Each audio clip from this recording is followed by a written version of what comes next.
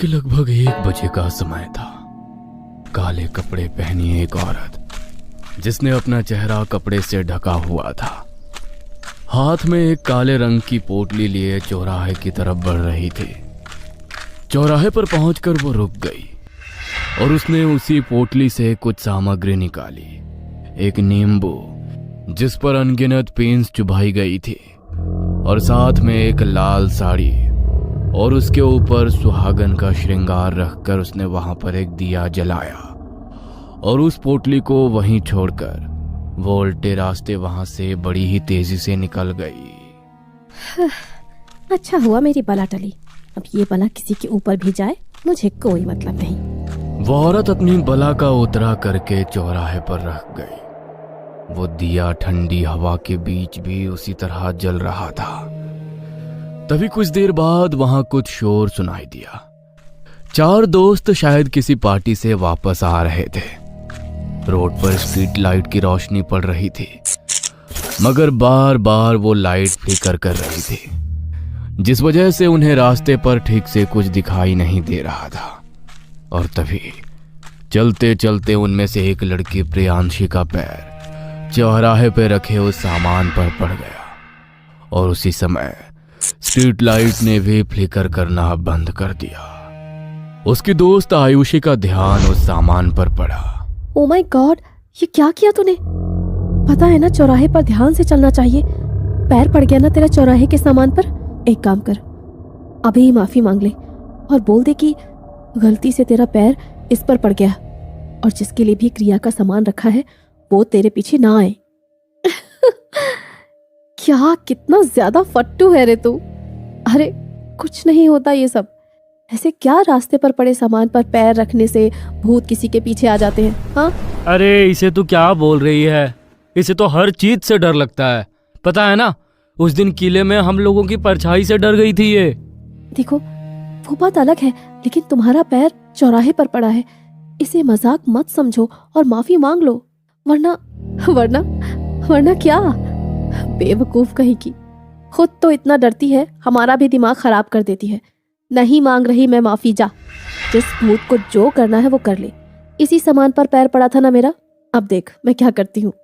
प्रियांशी ने चौराहे पे रखे सामान का मजाक उड़ाते हुए उसे ठोकर मार दी और हंसते हुए आगे बढ़ गई। आयुषी के अलावा कोई भी उस बात की गंभीरता को समझ नहीं रहा था। आयुषी तो भगवान का नाम लेते हुए आगे बढ़ गई, लेकिन प्रियांशी नहीं जानती थी कि उसने अपने सर पर कितनी बड़ी आफत मोल ले ली है। कुछ देर बाद वो अपने घर पहुंच गए। प्रियांशी चेंज करके अपने बिस्तर पर जाकर लेट गई। उसने सोने के लिए अपनी आंखें बंद की ही थी कि तभी उसे कमरे में एक अजीब सी फुसफुसाहट महसूस हुई, जैसे तो कोई बड़ी ही धीमी धीमी आवाज में सिसकते हुए रो रहा हो। उस आवाज से प्रियांशी का ध्यान भटका और उसने अपनी आंखें खोली। उसने इधर उधर देखा, मगर कमरे में उसे कोई भी दिखाई नहीं दिया। ये कैसी आवाज आ रही थी अभी? लगता है मेरे कान बज रहे हैं। थोड़ी देर बाद प्रियांशी फिर से अपनी आंखें बंद करके लेट गई, मगर इस बार भी उसके कानों में वही रोने की सिसकियां सुनाई दी और इस बार वो आवाज पहले से ज्यादा तेज थी। प्रियांशी घबराई और उसने फिर से अपनी आंखें खोलकर इधर उधर देखा। पहले तो उसे कुछ दिखाई नहीं दिया, मगर जैसे ही वो दोबारा लेटी तो पंखे पर उसे लाल रंग की साड़ी पहनी एक औरत बैठी हुई दिखाई दी, जिसका चेहरा बुरी तरह से जला हुआ था और वो उसे बस एकटक घूरे जा रही थी। उसे देखकर प्रियांशी को कुछ समझ नहीं आया कि वो उसके आंखों के सामने की हकीकत है या कोई बुरा सपना। प्रियांशी ने अपनी आंखें झपकाई तो देखा कि इस बार पंखे पर कोई नहीं था, मगर अगली आंख झपकते ही फिर से उसे वो औरत पंखे पर लटकी हुई दिखाई दी और वो सीधी उसके ऊपर झपट पड़ी। प्रियांशी जोर से चिल्लाई और उसकी चीख सुनकर बगल वाले कमरे में सो रहे उसके मम्मी पापा दौड़कर वहां आए। क्या हुआ तुझे? इतनी जोर से क्यों चिल्लाई तू? हाँ, सब ठीक तो है ना बेटा? कोई बुरा सपना देख लिया क्या तूने? प्रियांशी ने अपने मम्मी पापा की बात का कोई जवाब नहीं दिया और चेहरा फेर कर लेट गई। उसके मम्मी पापा ने फिर से उसे आवाज लगाई, मगर जब उसने कोई जवाब नहीं दिया तो वो दोनों अपने कमरे में चले गए। उनके जाने के बाद प्रियांशी बिस्तर से उठी और उसने खुद को ड्रेसिंग टेबल के आईने में देखा और अपनी गर्दन मोड़ते हुए भयानक तरह से मुस्कुराने लगी। उसने अपना ड्रॉअर खोला और आधी रात को अपने चेहरे पर मेकअप करने लगी। उसने अपने पूरे चेहरे को खराब कर लिया और जोर जोर से हंसती हुई बेहोश होकर जमीन पर गिर पड़ी। सुबह जब नाश्ते के टाइम पर वो बाहर नहीं आई तो उसकी मम्मी ने उसके कमरे का दरवाजा खटखटाया, मगर उसने दरवाजा नहीं खोला। उसकी माँ जब दरवाजा खोलकर अंदर आई तो वो उसी हालत में नीचे जमीन पर पड़ी थी। उसे देखकर उसकी माँ बुरी तरह डर गई। ये क्या हो गया प्रियांशी को? सुनिए जी, अंदर आइए। प्रियांशी के पापा जल्दी से अंदर दौड़कर आए और उसे देखकर वो भी घबरा गए। उन्होंने उसके चेहरे पर पानी छिड़का। प्रियांशी को हल्का होश आया तो उन्होंने उसे सहारा देकर बिस्तर पर बैठाया। ये क्या हाल बनाया हुआ है तूने अपना? और तू जमीन पर कैसे गिर गई थी? कल जब तू घर आई उसके बाद से न जाने कैसी कैसी अजीब हरकतें कर रही है। कल कुछ हुआ था क्या तेरे साथ जो तू हमें बता नहीं रही? प्रियांशी बस एकटक अपनी माँ को देखती रही, लेकिन उसने उनकी बात का कोई जवाब नहीं दिया। उसकी माँ ने उसका चेहरा साफ किया और उसके लिए खाना लेकर आई तो खाना देखते ही प्रियांशी खाने पर ऐसे झपट पड़ी जैसे ना जाने कितने दिनों से उसे खाना खाने को ना मिला हो। आधा खाना तो उसने जमीन पर बिखरा दिया। अरे ये किस तरीके से खाना खा रही है तू? कैसी कैसी हरकतें कर रही है? प्रियांशी ने अपनी माँ को घूर कर देखा और अचानक बिस्तर से नीचे कूद पड़ी। उसने जमीन पर रेंग रहे कॉकरोच को हाथ में उठाया और उसे चॉकलेट की तरह खा गई। उसकी इस हरकत को देखकर उसके मम्मी पापा का दिल दहल उठा। उसके पापा ने झटपट उसे उठाया और बिस्तर पर बैठाया और तभी वो बेहोश हो गई। मुझे इसकी हालत ठीक नहीं लग रही अनीता। शायद हमें इसे डॉक्टर के पास लेकर जाना चाहिए। मुझे तो लगता है हमारी बेटी को डॉक्टर की नहीं बल्कि किसी तांत्रिक की जरूरत है। इसकी हालत नहीं देख रहे क्या आप? अरे तुम औरतों को तो इस झाड़ फूंक के अलावा कभी कुछ और सूझता ही नहीं है। चुप करो तुम, मैं डॉक्टर के पास लेकर जा रहा हूँ इसे। मनोहर और अनीता प्रियांशी को अस्पताल लेकर गए।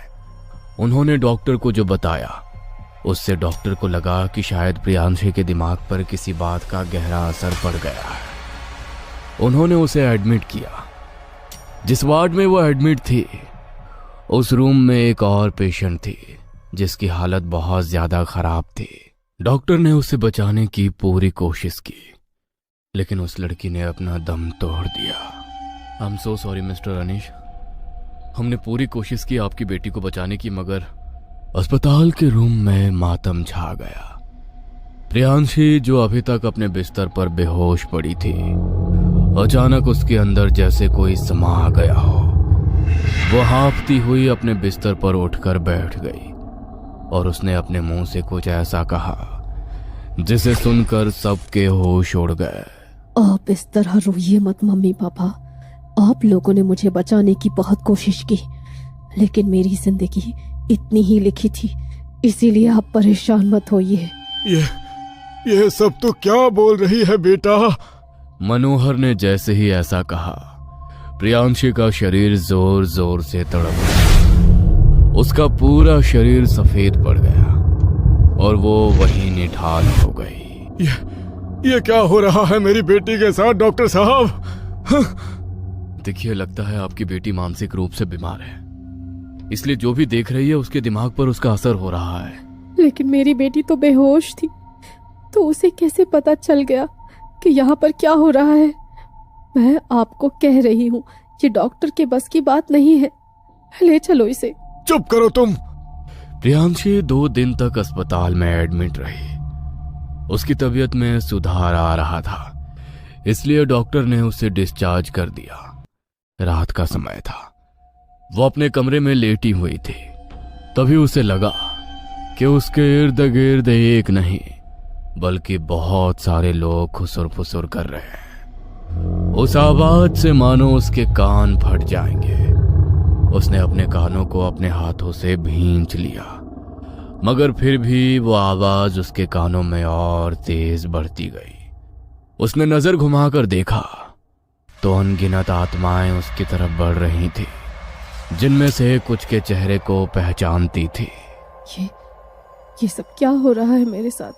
वृंदा, वृंदा, वृंदा, तुमने तो पिछले हफ्ते ही खुद की जान ले ली थी ना। तुम मर चुकी हो, तुम मुझे कैसे दिखाई दे रही हो?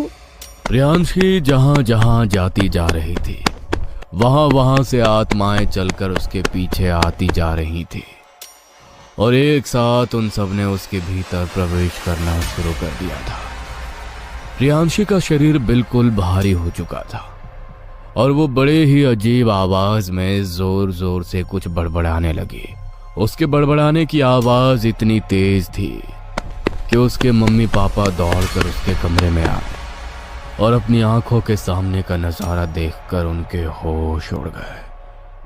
प्रियांशी के शरीर की सारी हड्डियां मुड़ चुकी थी और वो अजीब अजीब आवाजों में बड़बड़ाए जा रही थी। मैंने बोला था ना आपको कि हमारी बेटी को तांत्रिक बाबा की जरूरत है। अभी के अभी लेकर आइए किसी को, वरना इसकी हालत संभलने में नहीं आएगी। ए बुढ़िया, तू चाहे किसी को भी बुला ले, लेकिन अब कुछ नहीं कर पाएगी। इसने खुद अपने अंदर आने का न्योता दिया है, इसीलिए अब कोई इसे हमसे अलग नहीं कर सकता। इसका शरीर अब हमारा घर है। अगर हमें यहाँ से निकालने की कोशिश की तो ये भी फिर हमारे साथ ही जाएगी। प्रियांशी के मुंह से ये सब सुनकर उसके मम्मी पापा के पैरों तले से जमीन खिसक गई। प्रियांशी के शरीर की हर एक हड्डी मुड़ चुकी थी, मगर उसके बाद भी वो बड़े ही भयानक तरीके से मुस्कुरा रही थी। अपने हाथ पैरों पर रेंगती हुई वो अपने मम्मी पापा की तरफ बढ़ने लगी। उसके पापा ने हिम्मत करके अनीता का हाथ पकड़ा और जल्दी से उसे कमरे के बाहर खींचकर कमरे को बाहर से बंद कर दिया। मुझे पहले ही तुम्हारी बात मान लेनी चाहिए थी। अगर पहले तांत्रिक बाबा के पास चले गए होते तो प्रियांशी की हालत इतनी खराब ना होती। जैसे जैसे वे बातें करते जा रहे थे, वैसे वैसे अंदर से आने वाली प्रियांशी के हंसने की आवाज और ज्यादा भयानक होती जा रही थी। उसकी मां घबराते हुए घर के मंदिर वाले कमरे की तरफ दौड़ी।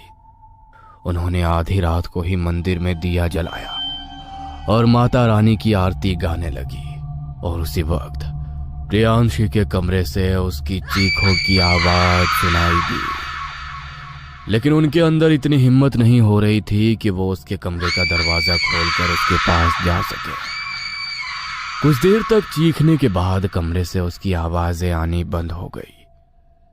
मनोहर और अनीता ने चैन की सांस ली।